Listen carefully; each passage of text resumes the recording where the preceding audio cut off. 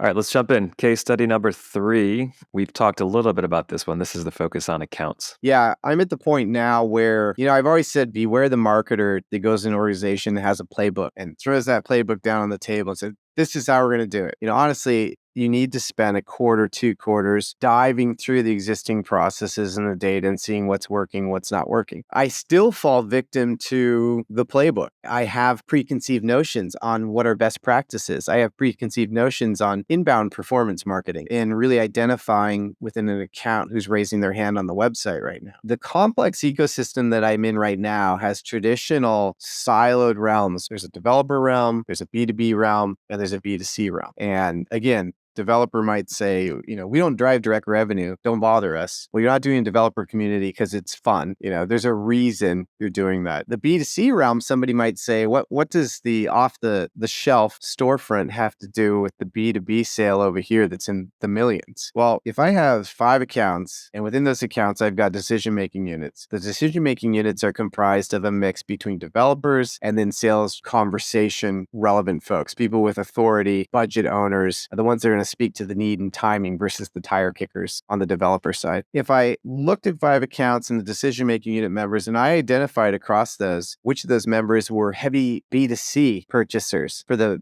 maybe their lifetime, because we're a very old organization, I can immediately know which are the softer door openers for the sales organization to actually go after because they're going to have brand preference. They're going to be fangirls and fanboys for our brand. But really, the complexity of that ecosystem is I'm no longer in a realm, and I think most B2B is like this. I'm no longer in a realm where somebody comes in and points at a widget on a shelf, net new name to opportunity. We're really at the point where we're looking at the account, and that account engagement involves really tying together everything from decision-making unit members before they knew they wanted our solution, but identifying that they had brand preference, my B2C users that are fresh into this B2B ecosystem, and then identifying traditional realms where we just didn't measure before, like our developer community and who's surging on precursors of dev before rev, for example. So it's a new frontier. It's scary. It's like I'm a brand new marketer. Net new name to opportunity is still something I look at from a plumbing perspective, but from a marketing ROI perspective, I've almost thrown attribution out the window and basically looking at, let's say, if I had $10 marketing spend for a quarter, what came about on the other side? Regardless of what I did with it. I used $1 for an event over here. I used $2 for Facebook performance marketing over here. I took Steve out to lunch with $1. I don't care. At that very high level, if I can identify all things the same, in this day, next quarter, you and I are having this conversation, no change. If I put $10 in, I should know I should get this out. And then I should know based on touches and contact coverage, how that affected at the account level, and then the decision-making units that cross-pollinate across dev, B2C, and B2B. The scary part is when you start looking at account journey analysis, which is, another buzzword, we need a great visual to see what the anatomy of a deal looks like. We have a zillion accounts in our system, and I put 3 people on an account journey analysis slide, which looks really pretty in the end.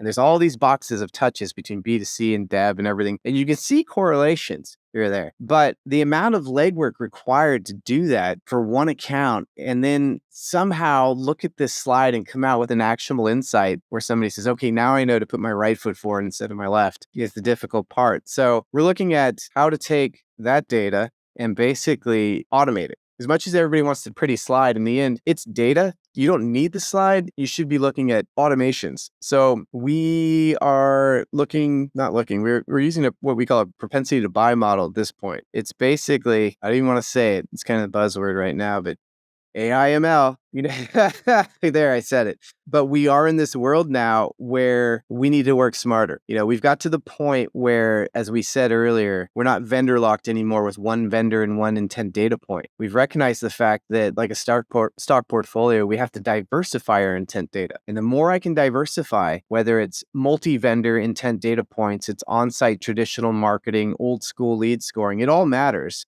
And it all bubbles up in this diversified pool of data to identify where you are in market in this wise.